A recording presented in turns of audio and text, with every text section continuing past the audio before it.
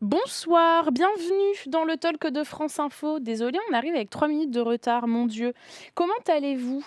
KLCM qui nous dit déjà une pensée pour les habitants du 5e arrondissement, en effet. Bienvenue à vous, Akuga, salut, bienvenue. Je suis contente de vous retrouver ce soir sur Twitch. Je vous le rappelle quand même, vous êtes quand même bien au courant, on arrive à la fin de la saison. Le principe du talk, c'est qu'on est ensemble pendant 1 heure tous les soirs. Et donc, chaque soir, on s'arrête sur un seul sujet d'actualité.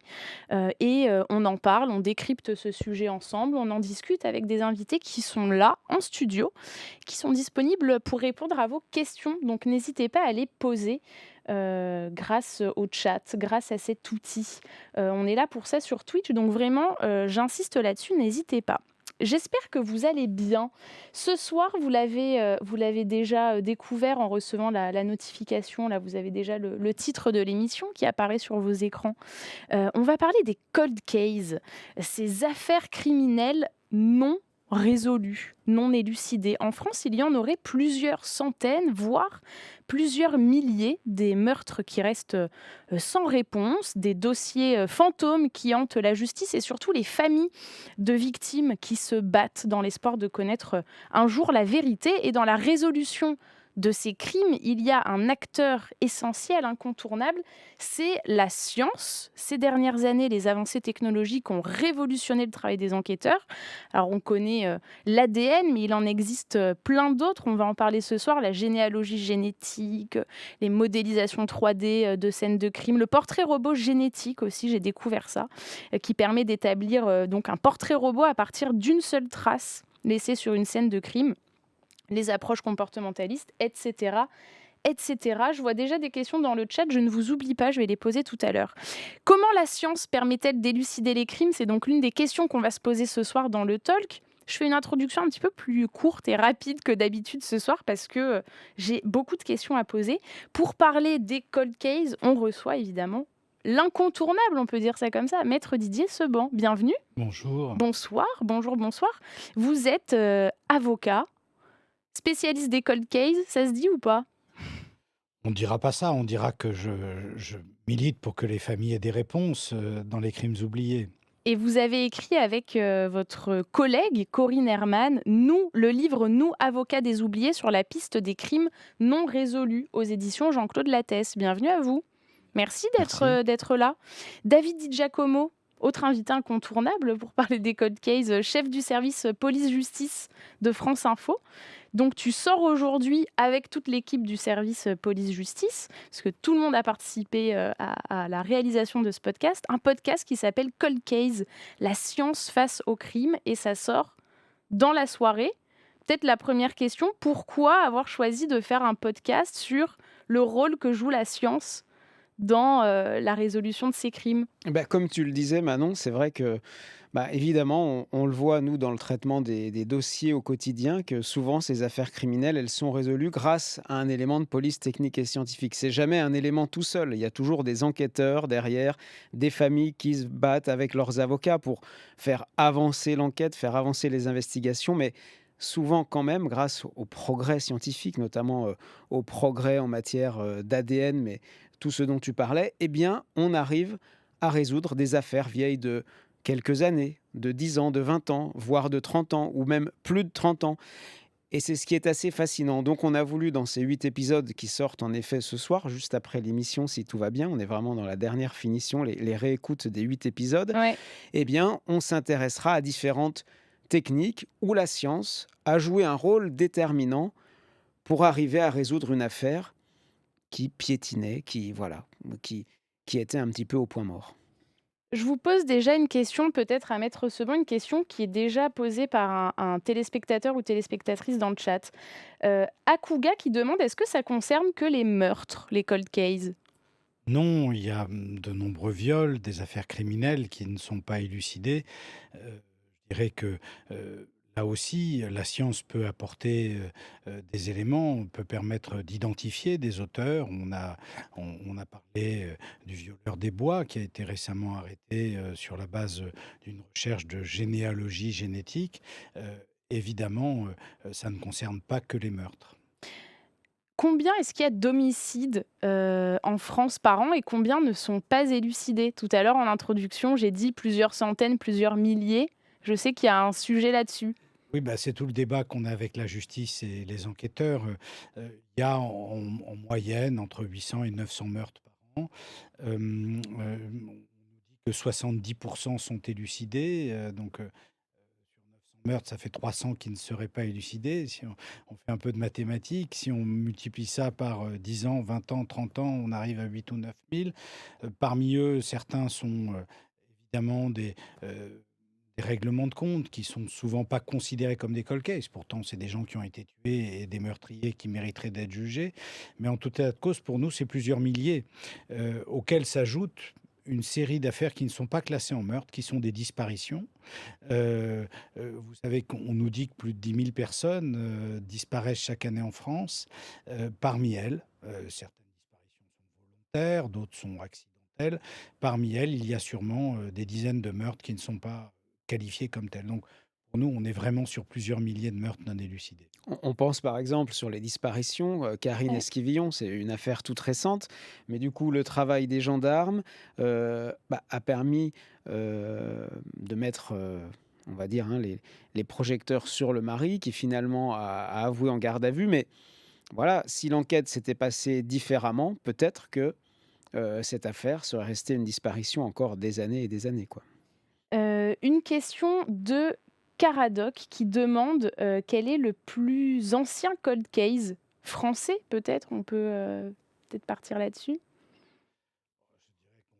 On doit pouvoir remonter au Moyen Âge. Il y a Ouais. sûrement des meurtres non élucidés au Moyen Âge. Ceux sur lesquels il y a encore de l'enquête, c'est une quarantaine d'années. Je crois que c'est à peu près un peu le maximum qu'on s'est fixé pour chercher. Si l'auteur avait 20 ans, il en aurait aujourd'hui 60. Voilà, il y a des affaires sur lesquelles il y a encore des instructions. Par exemple, l'affaire Benbella, qui a été assassiné en France. D'autres meurtres, évidemment, évidemment, importants. Donc, je dirais que, tant que l'enquête est ouverte, on peut continuer à poursuivre tant que ça n'est pas prescrit. On pense à l'affaire du petit Grégory, hein, ça fait aussi partie des voilà, des cold cases toujours pas résolus et où l'enquête, les investigations se poursuivent encore aujourd'hui en 2023. Une bonne question dans le chat, les cold cases, ne font pas l'objet de prescription? Point d'interrogation. Alors c'est plus compliqué que ça, c'est-à-dire que, il fut un temps où la prescription en matière criminelle, c'était 10 ans après le dernier acte de poursuite, Mmh. c'est-à-dire le dernier acte de recherche ordonné par le procureur de la République ou par un juge. C'est passé à 20 ans récemment, depuis 3 ou 4 ans, la loi a changé, mais ça n'a pas permis de sauver ceux qui étaient déjà prescrits au moment de la loi. Est-ce que vous Mais pouvez juste rapprocher le micro? oui, Super.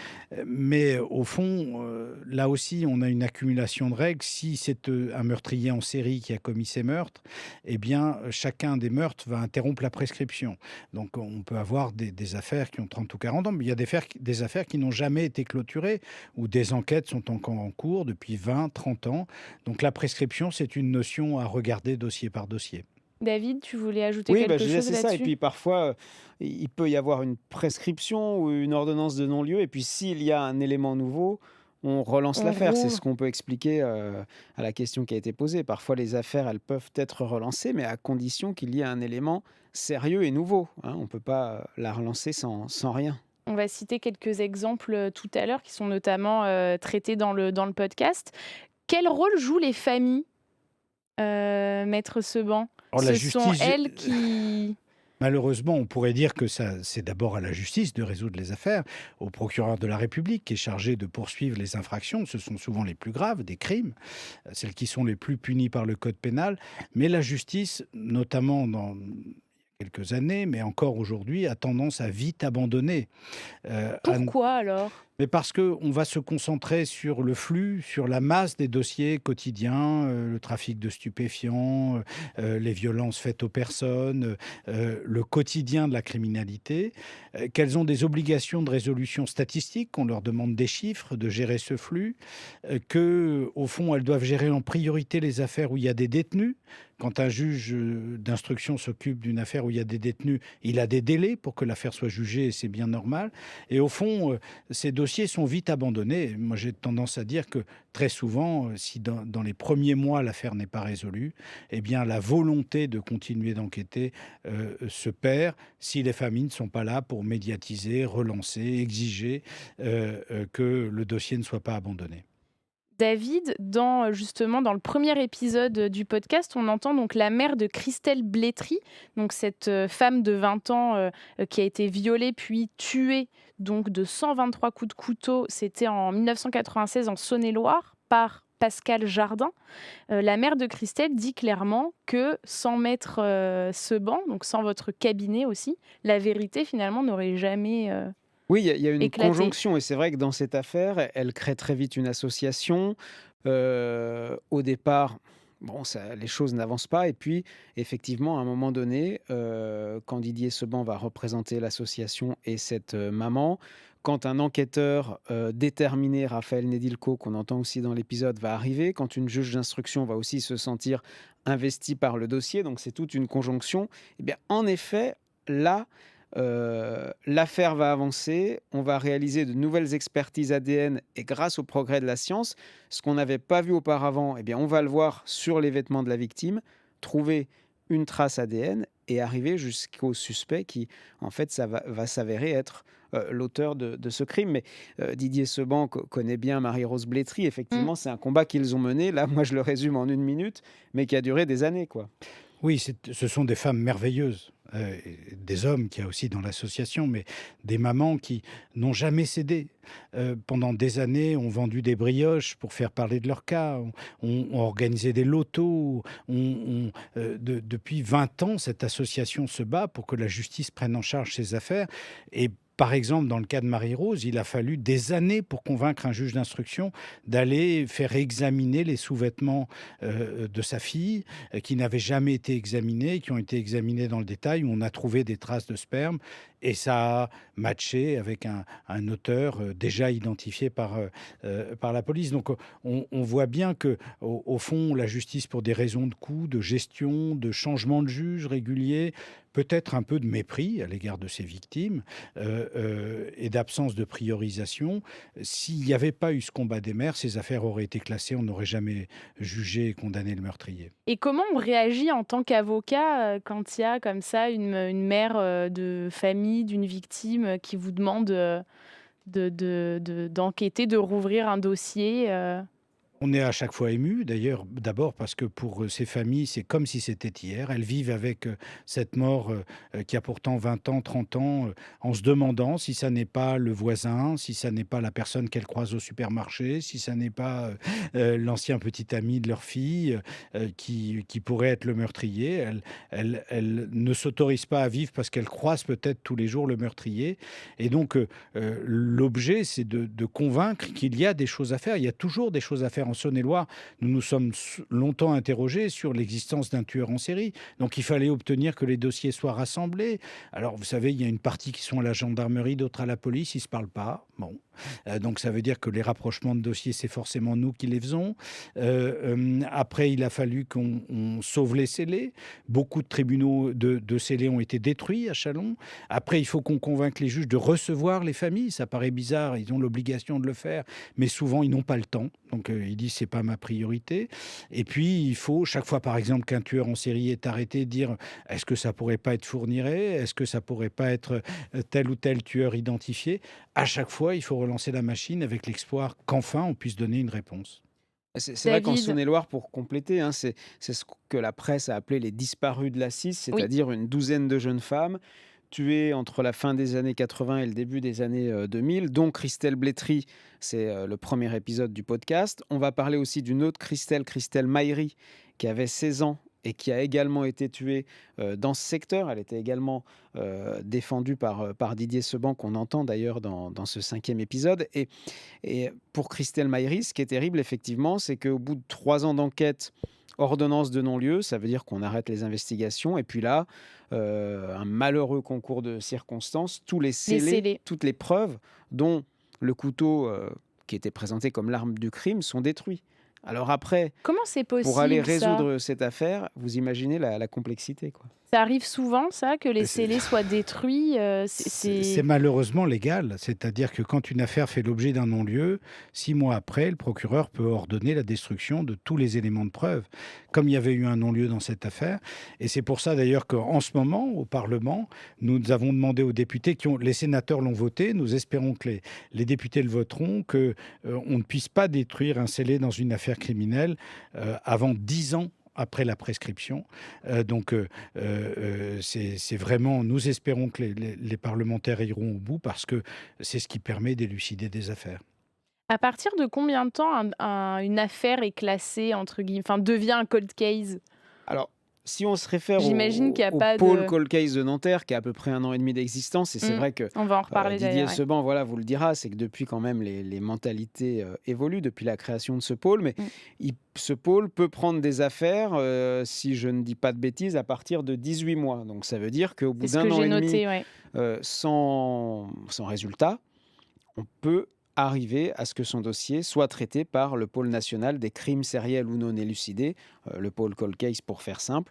Donc voilà, on peut considérer qu'on rentre dans la catégorie entre guillemets des affaires non élucidées, quoi. Il y a La réalité, c'est que le pôle son affaire la plus récente a 7 ans. Donc, Ouais. au fond, on a donc il y retenu a des affaires qui ont plus Qui sont plus d'ancienneté que ces âgés, ouais, 18 tout mois. à fait. un petit décalage. Yann Amat qui demande dans le chat: «Est-ce qu'il y a assez de moyens financiers, justement mis en place pour, résoudre ces cold cases?» notamment sur la cellule qui a été créée, donc le pôle, cold case qui a été créé à Nanterre. Il y a assez de moyens? C'est bien de la ouais. Il y a que 3 juges, 3 greffiers, 3 procureurs ou deux et demi. Évidemment, pour le moment, il y a une sorte de goulet d'étranglement. C'est-à-dire qu'on est obligé quelquefois de faire des manifestations pour que les dossiers soient transmis à Nanterre. Vous imaginez? On est obligé de demander aux familles d'aller manifester devant des tribunaux parce que il y a une sorte de gestion un peu de la pénurie. Donc, on espère un 4e juge. Et puis surtout, on manque d'enquêteurs criminels. OK. C'est-à-dire que ce que n'a pas résolu la création du pôle, c'est que tant en gendarmerie qu'en police, parce qu'ils sont sur des tâches de gestion du flux, hein, encore une fois, sur des orientations politiques qui va être données par le ministère de l'Intérieur, s'attaquer au rodéo urbain, aux violences faites aux femmes, à une série de priorités qui sont notées, ben, les policiers ne peuvent pas se consacrer à ces affaires. Et ça, c'est un peu terrible. Moi, j'attends les instructions du ministre de l'Intérieur qui dira: il faut résoudre en priorité les crimes, les meurtres, ceux qui sont le plus punis par le code pénal. Et on l'entendra d'ailleurs dans le podcast, et je ne pense pas que je serai contredit par Didier Seban, mais justement l'enquêteur à l'époque qui était en police judiciaire, qui ne l'est plus aujourd'hui, hein, parce qu'il a donné beaucoup de sa personne et effectivement il a souhaité un peu tourner la page. Raphaël Nedilko était vraiment passionné par le cold case, le crime non élucidé, reprendre le dossier à zéro. Il a travaillé sur 2 affaires emblématiques qui ont été résolues. Il n'a pas résolu les affaires tout seul, attention, on ne Mmh. dit pas ça, mais Mmh. j'imagine que c'est ce type de profil qui serait intéressant d'avoir pour aller sur des affaires et vraiment travailler dessus sur le long terme, quoi. Oui, ce que nous disent les gendarmes et les policiers qui font ce type d'affaires, qui sont en police judiciaire et qui font ce type d'affaires, c'est que ça n'est pas valorisé par leur hiérarchie. On ne OK. comprend pas pourquoi ils vont passer 1 mois à étudier un dossier, parce qu'il faut 1 mois pour le relire de bout en bout, pourquoi ils vont reprendre des investigations. Et au fond, il faut que les mentalités changent. Alors je crois que ça commence à changer en gendarmerie, peut-être pas encore assez en police, mais En il tout cas, faut... il y a un intérêt de l'opinion publique, des médias quand Oui. même de plus en plus grand là-dessus. Grâce à Enfin, on vous, peut en reparler, mais ouais. grâce à vous, on convaincra sûrement le législateur, je l'espère le ministère de l'Intérieur, sûrement la hiérarchie policière et de la gendarmerie de donner des moyens pour résoudre ces affaires. C'est vrai que David? non, je dis, c'est vrai qu'il y a une certaine, je ne sais pas s'il faut dire fascination, mais à la fois de la part des journalistes aussi qui sont dans le domaine de la police-justice, Qui suivent, mais ouais, qui aussi du grand chroniquent, public sur ces affaires criminelles non élucidées qui durent des décennies entières. Il y a toujours un très grand terrain, un très grand intérêt, on le sait, hein. On avait fait une émission là-dessus, pourquoi sommes-nous fascinés par, les cold cases, les faits divers et cetera? Une question, alors Caradoc, non pardon, qui dit, l'une des affaires les plus connues, ça doit être sûrement, l'affaire du petit Grégory. Est-ce que, un cold case finalement, c'est quoi? C'est en fait une affaire qui commence mal, qui est mal, Bah, souvent, c'est vrai qu'en tout cas, certains enquêteurs le disent, parce c'est que des moi je suis ratés quoi? seulement journaliste, mais souvent oui, c'est vrai qu'ils disent que, voilà, si on démarre mal sur la scène de crime, et Ouais. c'était quand même plus souvent le cas il y a 10, 20, 30 ans qu'aujourd'hui, bah, on se met un petit peu des bâtons dans les roues. Et à l'époque, la scène de crime, bah, voilà, on pouvait marcher sur la scène de crime, on pouvait avoir un enquêteur qui était en train de fumer sa cigarette. Enfin, voilà, Oui, c'est limite on pas touchait du tout, tout enfin c'était ouais. l'image qu'on a aujourd'hui avec les Moins de blouses règles, moins de blanches, quoi. protocoles. Voilà, donc forcément, je pense que ça joue sur le fait que des affaires partent mal au niveau de l'enquête, quoi. On peut encore s'améliorer. Je crois que les Anglais nous donneraient des leçons, On est en su retard en France, oui, peut-être, oui, sur certains éléments de police scientifique. Les Anglais ont beaucoup développé ça. Ils ont été les premiers à développer la technique de la recherche d'ADN et ils sont sûrement en matière, par exemple, de la manière dont on fige une scène de crime, encore meilleurs que nous. Mais les choses ont heureusement commencé à changer. Il y a il y a plein de phénomènes. Un enquêteur, naturellement, il va partir sur une hypothèse. Il y a ce qu'on appelle un effet tunnel. Il va se dire, ah ben, le compagnon de la victime, il paraît un peu bizarre, il a un comportement anormal quand on l'interroge, ou il va se dire, telle situation, elle se sentait menacée, ça pourrait venir de là. Donc il va partir sur des hypothèses. Le problème, c'est que s'il passe beaucoup de temps sur ces hypothèses et qu'elles s'avèrent infructueuses, eh bien, il n'aura plus le temps d'aller sur d'autres hypothèses. Il n'aura plus le temps d'élargir son champ de recherche. Et c'est souvent ce qui arrive dans ces affaires. Elles sont mal démarrées. On est parti sur un suspect. On a même convaincu la famille que c'était sûrement lui. Et puis finalement, on n'arrive pas à le coincer. Et puis ça s'arrête. Le pire, c'est les affaires où on a emmené quelqu'un jusqu'à la cour d'assises, où il a été jugé, acquitté. C'est que la cour d'assises a considéré que c'était pas l'auteur. Mais alors après, pour faire reprendre l'affaire, pour dire bah, si c'est pas lui, c'est quelqu'un d'autre, elle n'est pas morte, eh bien c'est quasiment impossible parce que la justice là, elle se dit je me suis trompé, j'ai pas envie de recommencer. Alors là, je saisis au bon ce que dit Didier Seban, parce que Vas-y. justement, pour parler de notre podcast, on a Bah oui. justement une affaire qui ressemble à ça, l'affaire Henri-Jean Jacomès. C'est un ouvrier qui est accusé d'un triple meurtre. Et puis, après des années où il est accusé, il y a un procès, il est enfin acquitté. Et puis après, on redémarre grâce justement à un expert en morpho-analyse, c'est-à-dire que c'est l'analyse des traces de sang. Eh bien, cet expert va montrer qu'en fait, c'était un double meurtre suivi d'un suicide, mais que donc il va définitivement innocenter Henri-Jean Jacomès, cet homme qui au départ était accusé. Donc on voit que parfois, là, ça a pris 15 ans au total. Il faut vraiment du temps. Et puis, l'intervention, justement, là, pour le coup, De d'un la s expert Ouais, scientifique de la science pour, permet d'innocenter, voilà, pour innocenter quelqu'un. Bah, on peut quand même, on peut aller tout de suite sur le terrain de la science justement. Maître Seban, ça fait co c'est pas indiscret, vous savez combien de temps que vous êtes avocat? Je suis avocat, ça fait bien 40 ans, donc En 40 ans, vous avez, quand même, bah, assisté à ah bah, à un certain nombre de révolutions, si vous voulez, la première grosse enquête techniques. que j'ai suivie, c'est celle des disparus de Lyon. Mmh. À l'époque, l'ADN existe, mais l'utilisation de l'ADN en police scientifique n'est pas mise en œuvre. Et j'ai tendance à dire qu'elle est résolue malgré tout en police scientifique. On l'utilise encore d'ailleurs, parce qu'on découvre un cadavre tout à fait décomposé et il ne reste plus que les dents qui peuvent parler. Et le gendarme Jambert, à l'époque, va aller interroger tous les dentistes de la région et retrouver finalement qui est la personne qui avait été enterrée sous ce tas de fumier grâce au dentiste, donc grâce à une enquête finalement scientifique, puisque celui-ci avait pris des radios. Donc c'était pour moi un des premiers éléments. Depuis le 19e siècle, il y a aussi les empreintes Mmh. digitales. Il y a un fichier des empreintes digitales qui existe depuis le 19e siècle Qui et sont toujours utiles aujourd'hui, qui hein. sont encore utiles aujourd'hui. Donc la police scientifique, ça n'est pas totalement nouveau. Ce qui va être nouveau, évidemment, c'est l'ADN, puisque pour l'ADN nucléaire, celui avec un noyau, eh bien, on a une chance sur 1 milliard de se tromper. Donc, on a vraiment, si on retrouve évidemment de l'ADN nucléaire sur une victime, eh bien, on peut savoir qu'elle a été en tout cas en contact avec celui qui a laissé son ADN. Ça ne veut pas dire qu'il est coupable, Oui, mais en mais il y a contact eu, avec celui-ci. Et donc, ça permet évidemment d'avancer. Il y a d'autres techniques. Alors, tout ce qui tourne autour de la généalogie génétique, c'est lié à l'ADN malgré tout, c'est la recherche de l'ADN. Mais il y a d'autres techniques, il y a des choses. J'ai défendu une affaire où l'auteur a été notamment considéré comme coupable grâce à des fibres de vêtements qu'il avait laissées dans une camionnette. Donc on a mis en rapport ces fibres et les vêtements qu'il portait. Vous voyez heu, qu'on a, en matière de police scientifique, beaucoup de techniques pour lesquelles on a les moyens de faire parler les preuves réunies sur les scènes de crime. Akuga qui demande combien de temps sont gardés les indices.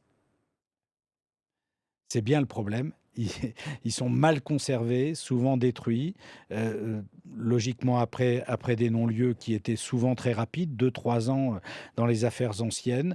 Ils sont souvent détruits, même quand ils ne sont pas détruits légalement, ils sont perdus. On a une gestion des scellés absolument calamiteuse en France et au fond, j'ai longtemps et je continue à lancer un cri: «Il faut sauver les scellés». Comme me disait un policier scientifique de l'IRCGN, un gendarme, il me disait maintenant, quand on a des substances, qu'on a des liquides, qu'on a de l'ADN, on va en utiliser 2 ou 3 éprouvettes pour essayer de faire notre analyse, mais on va en garder 2. Parce qu'on est sûr que la science va évoluer. Et ce qu'on ne peut pas voir aujourd'hui, eh ben peut-être dans 10 ou 15 ans, on pourra le voir. Donc on se préserve pour l'avenir le moyen d'établir éventuellement des éléments qu'on ne peut pas établir aujourd'hui. Aujourd'hui, dans le temps, il fallait une grande quantité de sperme ou de sang pour trouver de l'ADN. Maintenant, presque une seule cellule permet, laissée sur une scène de crime, permet d'identifier l'ADN de quelqu'un. Pendant combien de temps on peut, exploiter, de l'ADN comme ça? Ah, tant qu'il est en bonne qualité, les Ouais. enquêteurs diront que c'est possible, mais après, c'est sûr que à force d'analyse, s'il perd en qualité, le résultat sera moins bon et c'est ce qui se passe notamment dans l'affaire Grégory. C'est-à-dire qu'il y a eu des tas d'expertises et à force, la matière, bah, voilà, elle parle C'est moins, c'est abîmé. plus délicat, quoi. Mais on a pu démontrer un crâne qu'on avait était bien celui d'Henri IV, donc Ça grâce à laisse du temps. l'ADN, donc ça laisse du temps. Ouais. Justement dans le podcast, si on revient sur Mmh. l'histoire du meurtre de Christelle Blétry, c'est donc l'ADN, qui a conduit aux aveux? Raconte-nous, Bien, en fait, oui, c'est-à-dire que les d'abord, tests ont été réalisés des années l'affaire, après. voilà, l'affaire reste, non résolue pendant des années et puis finalement, il y a une troisième expertise ADN qui, comme je le disais tout à l'heure, va être concluante. Donc on trouve, un profil ADN qui match avec le fichier des empreintes génétiques Mmh. parce que ce suspect avait déjà commis une agression dans le passé, hein, parce que si son profil était inconnu, on a beau trouver un profil ADN inconnu. Si ensuite il n'est pas dans un fichier, on ne peut rien en faire. Il faut attendre que la personne soit dans un fichier de police. Là, il l'était. Donc on a ce profil ADN qui est retrouvé sur les vêtements de la victime. Donc première grosse avancée. Ensuite, on voit qu'effectivement, il correspond à quelqu'un qui est dans le fichier national des empreintes génétiques puisqu'il a commis une agression quelques années auparavant.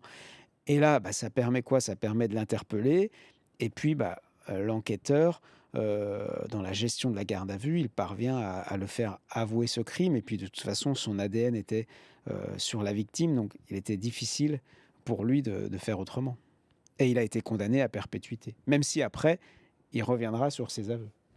Est-ce que l'ADN dit toujours la vérité? Question, de dissertation, Non, mais d'abord, il y a plusieurs ADN. Il y a l'ADN de contact. Là, sur ce fauteuil, je vais laisser mon ADN. Mais si quelqu'un d'autre s'assoit après moi et pose sa main au même endroit, peut-être prendra-t-il une parcelle de mon ADN qu'il pourra aller redéposer ailleurs.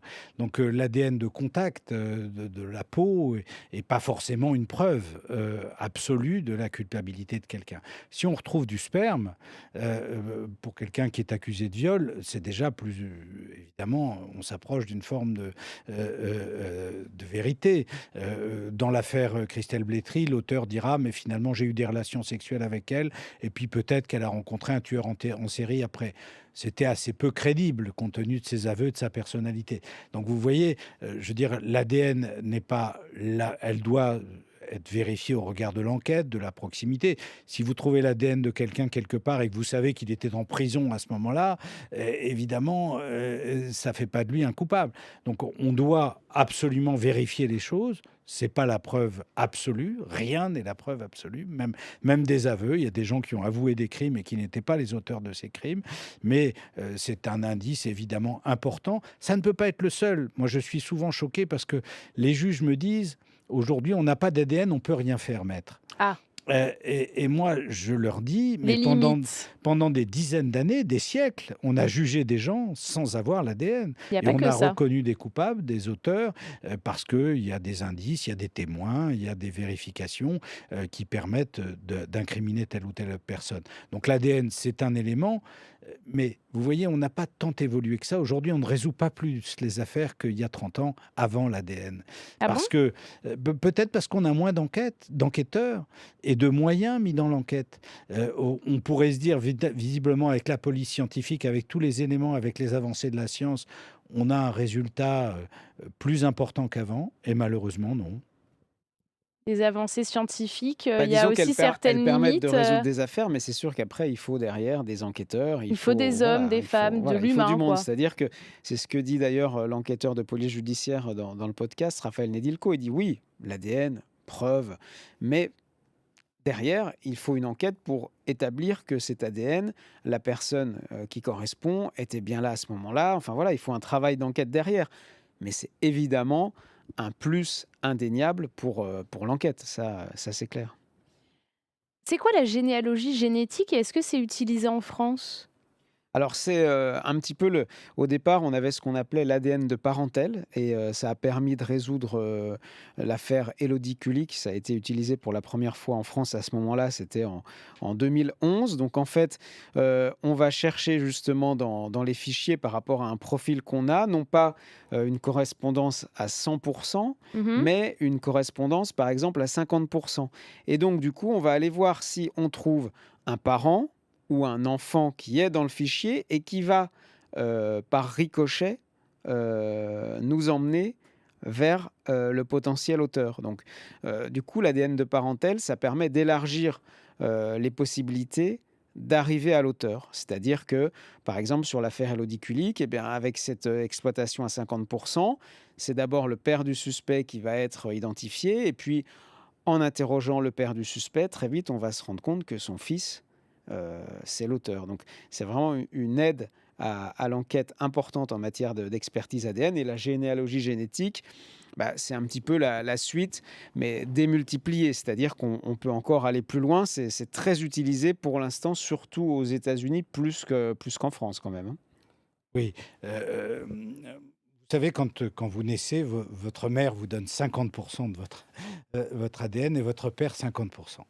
Donc, la technique en parentalité, c'est de dire on va chercher. On n'a pas la trace ADN du suspect dans le fichier des empreintes génétiques. Il y a quand même 5 millions de traces dans le fichier, mais on ne l'a pas.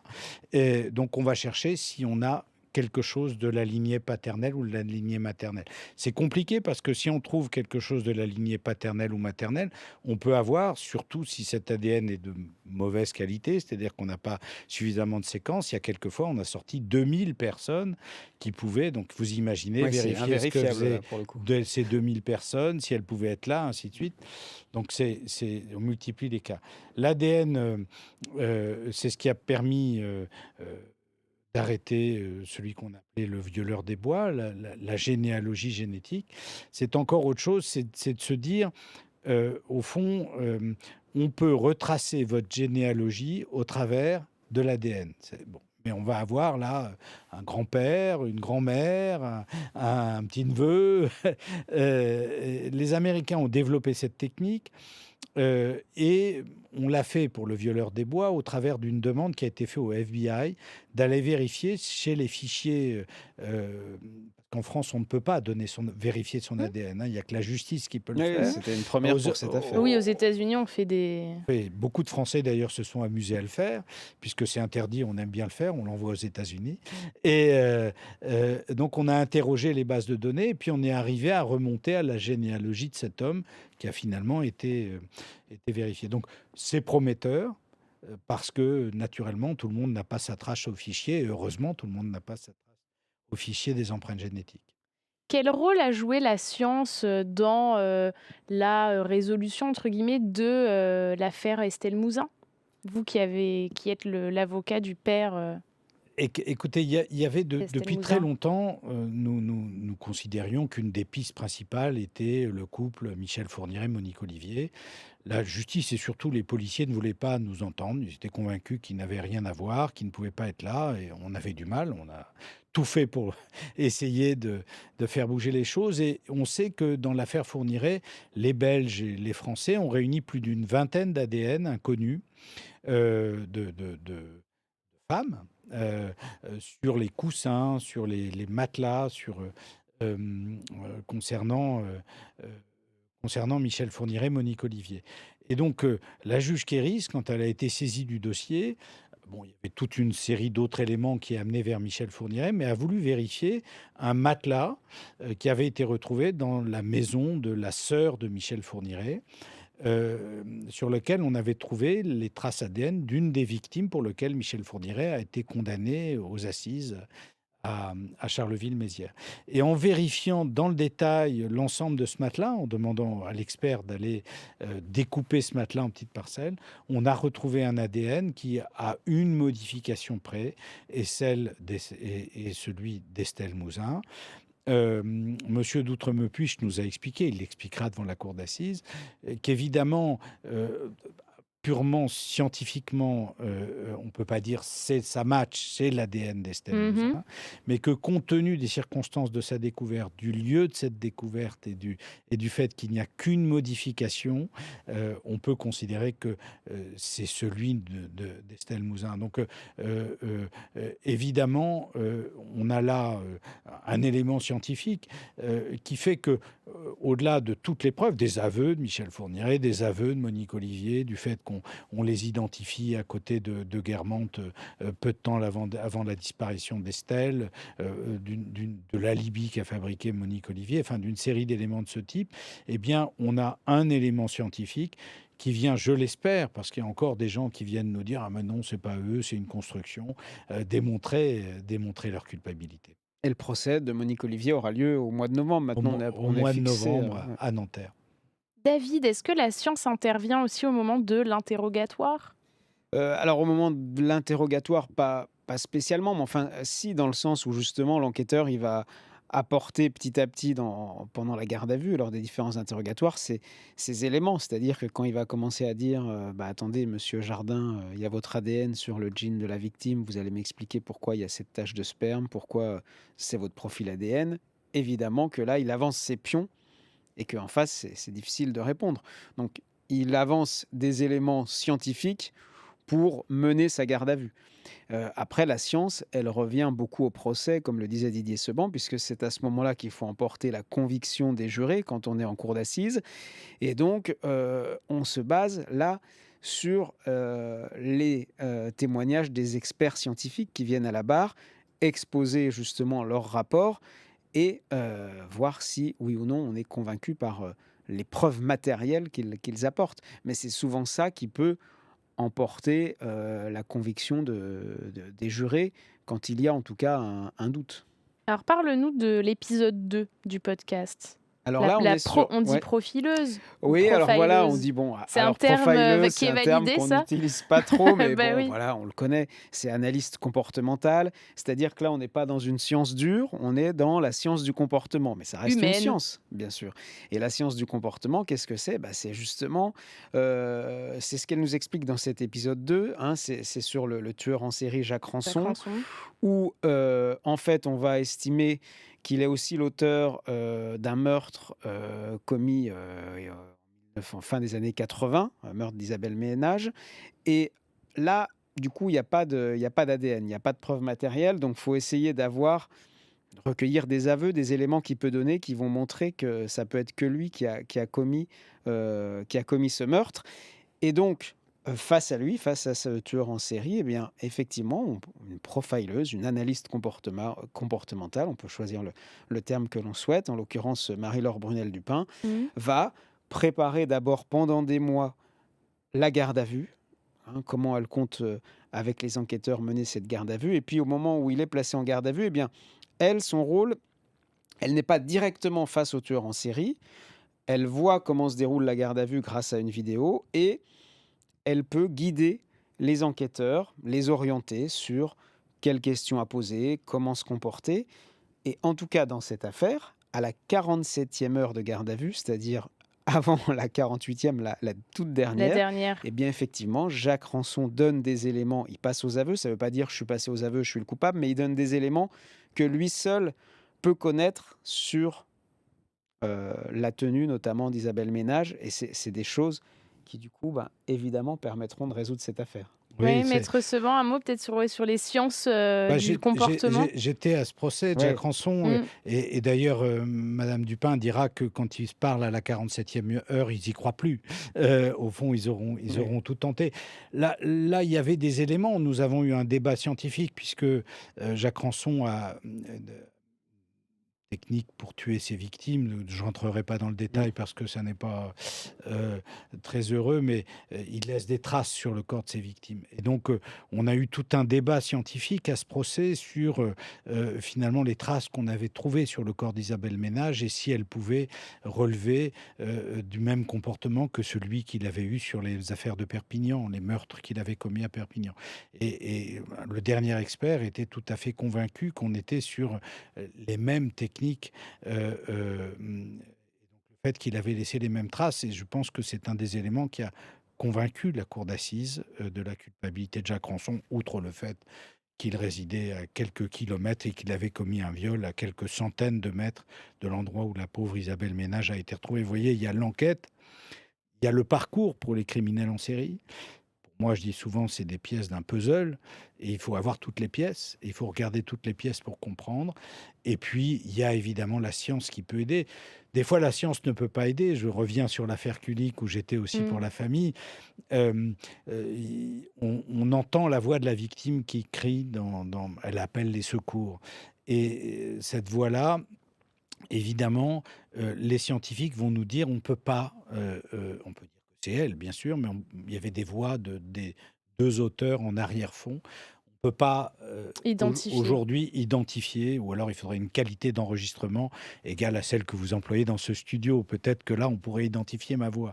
Mais dans les Le corbeau? circonstances, dans les circonstances du meurtre d'Élodie, on ne pouvait pas. Mais dans le même temps, ces éléments ont été beaucoup débattus en cour d'assises. Les jurés ont entendu 10 fois, 20 fois, 30 fois l'enregistrement et se sont convaincus que la voix qu'on entendait était celle de Willy Bardon, qui a été jugé coupable du meurtre d'Élodie Kulik. Donc, finalement, certains nous disent que la reconnaissance d'un proche, et pas tellement la reconnaissance par les jurés qui a compté, c'est la reconnaissance de la voix de Willy Bardon par une série de ses proches. Au fond, la reconnaissance des proches, quand on vous téléphone, vous reconnaissez que c'est un ami qui vous appelle ou quelqu'un comme ça, ben, la reconnaissance des proches, elle a une valeur sûrement supérieure, puisque dans le domaine, la science n'a pas fait suffisamment de progrès, à la reconnaissance scientifique.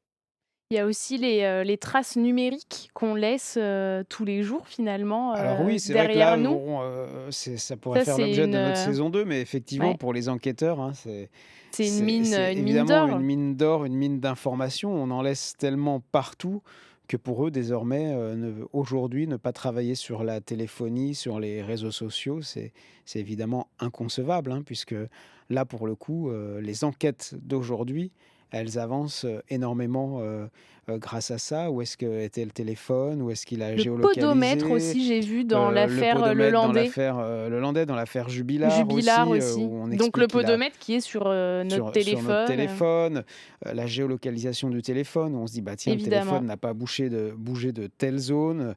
Voilà, c'est devenu complètement incontournable, en effet. Ouais. Une Et, per allez-y. et même le fait que quelqu'un éteigne son portable, spécialement Oui. pendant Mmh. la période où le crime est commis, alors qu'il ne Ou l'éteint enlève la jamais. carte SIM, Enlève la carte SIM. Ça peut être en soi un indice, évidemment.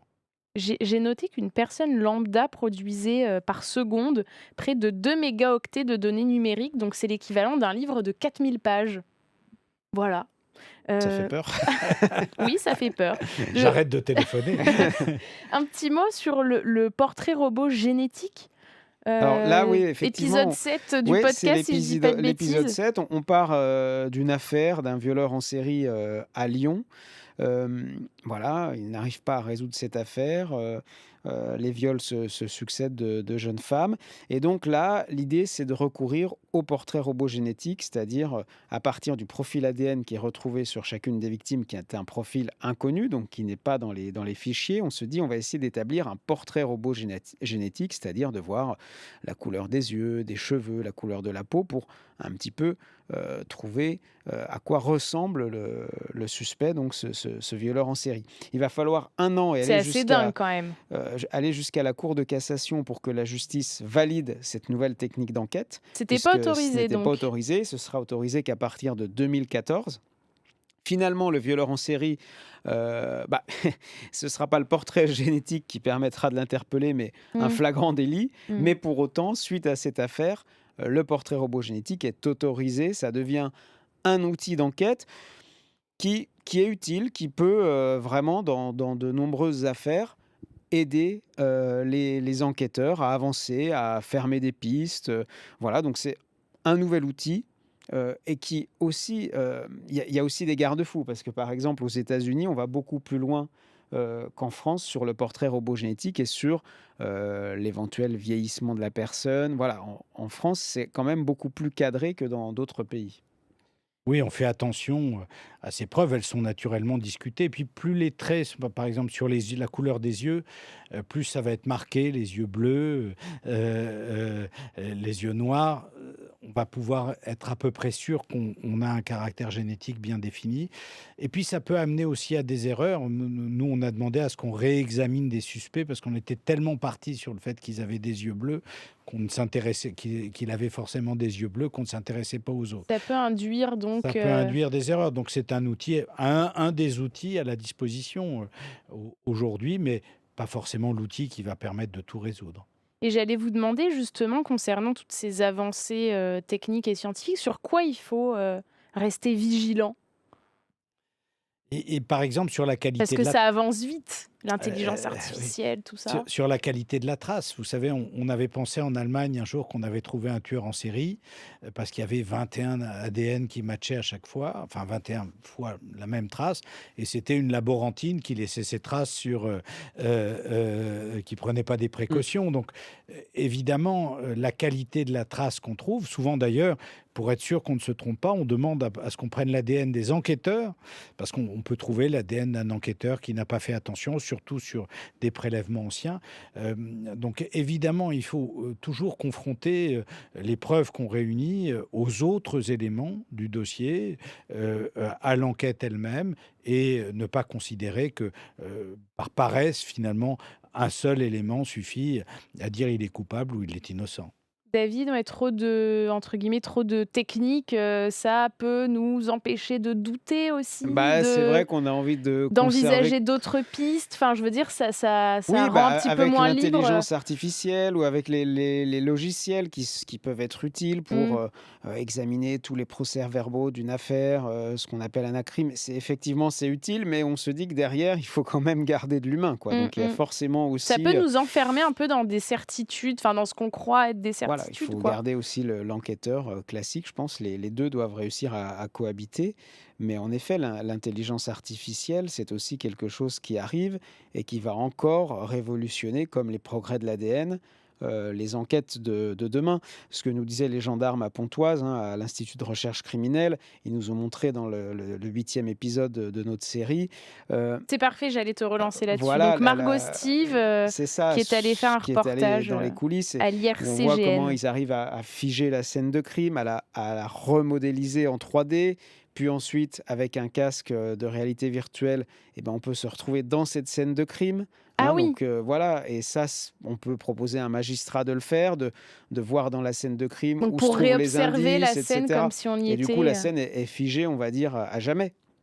Là, pour le coup, c'est effectivement des outils très, très prometteurs, et ils le disent, ben, on va pas dire qu'on aura un monde sans cold case, mais le but, c'est qu'avec ces modélisations de scènes de crime, c'est d'être le plus efficace possible et le plus rapide possible sur les premiers jours, premières semaines après le crime commis, quoi. Oui, un crime de 30 ans, on a fait cette modélisation de la scène de crime sur la base des photos et puis on constate, on comprend, par exemple, la question se posait de savoir s'il y avait un tueur ou deux tueurs qui avaient transporté le corps et on comprend à chacune des stations où on retrouve du sang, en examinant cette scène de crime, en se mettant, non pas dans la peau du tueur, mais en essayant de revivre son parcours, et bien que c'est un homme seul qui transportait le corps de cette femme et que comme bah, c'était lourd, il a dû faire plusieurs arrêts, plusieurs stations. Donc voilà, ça permet d'écarter des hypothèses et de se concentrer sur l'hypothèse d'un homme seul et pas d'une addition de tueurs.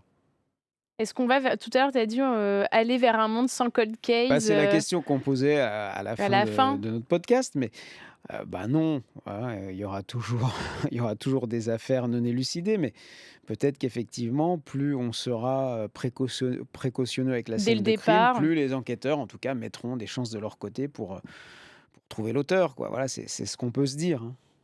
Maintenant, les auteurs savent aussi qu'il ne faut pas Ils laisser voilà, son ADN. ou le Ils savent téléphone, qu'il ne voilà, faut pas avoir son téléphone. Ils regardent aussi les mêmes émissions c'est que vrai. les téléspectateurs. Donc, ils vont Ouh là! essayer, Ça vient de me faire peur. ils vont essayer Ils ont une longueur de d'avance détruire le normalement. corps, de Oui, faire qu'il ne ouais, puisse pas ouais. être examiné. Vous savez, les affaires les plus difficiles à élucider, c'est les disparitions. C'est quand on peut partir de rien. Et par exemple, si le Landais n'avait pas donné le lieu où était noyé ou Maëlys, on ne les aurait jamais retrouvés. Donc, malheureusement, là aussi, ces disparitions sans corps, sans identification, sont souvent les plus difficiles à élucider. Eh oui, parce que là, pour le coup, on n'a pas de scène de crime, hein. C'est le cas pour, Delphine Jubilard. Cédric Jubilard, certes, est mis en examen, mais lui, il maintient qu'il est innocent, et puis, les enquêteurs, ils n'ont pas de réelle scène de crime puisqu'ils n'ont pas le corps, donc effectivement, c'est compliqué, et après ça se joue, à la cour d'assises. Et alors, on a, une remarque, dans le chat, les Pamioles, qui dit, dans le futur, avec l'intelligence artificielle, on va remonter le temps et empêcher le criminel de tuer. Donc ça fait penser à ce film, Minority Report, où on est vraiment dans la Oui, bah, dans la prédiction, hein, ça, c'est je la ne saurais fiction, pas hein. m'avancer, mais de toute façon, c'est sûr que, en tout cas, les experts de la gendarmerie, voilà, nous disent qu'ils travaillent déjà avec l'intelligence artificielle, ils travaillent déjà, sur la prédiction pour, non pas les crimes, mais les cambriolages. Donc il y a déjà vraiment des choses qui se font, là-dessus, et évidemment que ça va monter en puissance, mais toujours, en tout cas en France, avec, comme, je le disais, plus de garde-fous, en tout cas, que dans d'autres pays. Oui, nous militons par exemple beaucoup pour que tout un tas de dossiers criminels soient rassemblés dans un seul ordinateur, si j'ose dire, et qu'on puisse avoir une nouvelle technique qui soit d'aller interroger. Est-ce que le même témoin a été interrogé sur les 50 crimes non élucidés? Donc, est-ce qu'on retrouve un même nom? Est-ce qu'on trouve un même véhicule? Est-ce qu'on trouve un lien entre ces différentes affaires? Alors, elles ne seront pas toutes, il n'y a pas un criminel qui a commis ces 50 crimes, mais peut-être que deux à deux, on va arriver à élucider des affaires.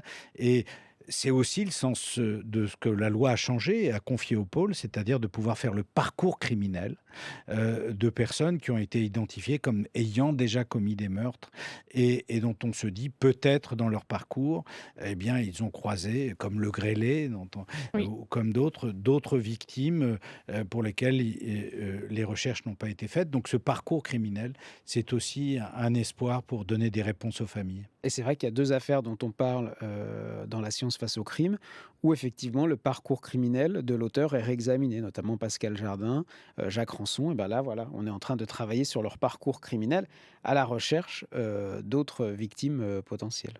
Merci à vous. On arrive au bout. David, le podcast, juste pour les gens, disponible donc dès ce soir On Et donne ce pas d'heure, soir, mais voilà, ça mais va dans la arriver, soirée, on quoi. va Voilà, dire, dans la effectivement. soirée, voilà, vous terminez là le talk Sur la sur Twitch plateforme et Radio France, toutes les plateformes habituelles. voilà, donc site de France Info, site de Radio France, application de Radio France, application de podcast en général. Donc c'est 8 8 épisodes épisodes, voilà, avec donc des de articles 25 à 30 aussi, minutes, 25 à 30 minutes. voilà, avec vraiment, des avocats comme Didier Seban, mais aussi justement tous les meilleurs experts français dans leur domaine. Podcast donc qui a été réalisé par le service police-justice de France Info. Donc je les cite, Margot Steve, Gaël Joly, Mathilde Lemaire, Pierre de Cossette, C'est ça. j'oublie personne. Réalisation Vanessa Nadjar, coordination Pauline Pénanec, mixage Jean-Raphaël Pont, archives Denis Forger. Et oui, il y a beaucoup d'archives parce que ce sont de vieilles affaires d'il y a 20-30 ans, donc on trouve de belles archives. Voilà, donc c'est important de citer tout le monde et des vidéos aussi qui seront à retrouver sur les réseaux sociaux de France Info. Vidéos réalisées par Thomas Célin, Cyril Balta et Timon Michou. Merci beaucoup. Merci infiniment, maître Didier Seban, avocat. Je recite c'est le dernier, le livre avec Corinne Herman, votre dernier livre, Nous, avocats des oubliés sur la piste des crimes non résolus aux éditions Jean-Claude Lattès. Merci à vous. Merci Si. d'être venu sur Twitch. Merci encore Merci Manon. David Di Giacomo, chef du service police-justice à France Info. Merci le chat de nous avoir suivis et d'avoir participé à cette émission. Beaucoup de questions, notamment sur Xavier Dupont de Ligonnès. Voilà, à chaque fois qu'on fait une émission sur Ah, oui. police-justice, il revient à peu près partout. On n'aura pas la solution ce soir. Merci beaucoup. Donc, en quittant cette émission, vous n'oubliez pas d'aller écouter le podcast Cold Case, la science face au crime. On se retrouve demain. Ça sera la dernière de la saison pour moi. Voilà, donc je vous attends nombreux et nombreuses sur Twitch. N'oubliez pas de revoir le replay sur Twitch, mais aussi de nous réécouter en podcast si jamais vous préférez nous voir, nous écouter plutôt que nous voir. Voilà, le thème demain, voler sans polluer, est-ce vraiment possible ? On passe à autre chose. Merci à vous, bonne soirée et Merci. à demain.